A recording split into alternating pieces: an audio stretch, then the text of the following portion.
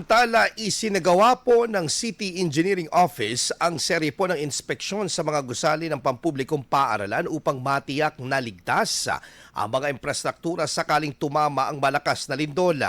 Ang hakbang na ito ay bahagi ng Disaster Preparedness Program ng lungsod na layuning mapangalagaan ang kaligtasan ng mga mag-aaral, guro at kawani sa panahon ng kalamidad.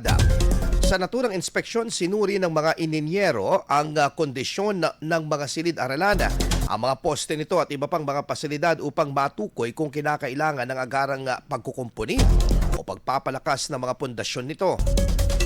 Tiniyak ng pamahalang lungsod ng Dagupan na patuloy nitong bibigyang prioridad ang kaligtasan at kahandaan ng mga publikong paaralan at bilang bahagi ng pangkalatang plano sa Disaster Risk Reduction and Management.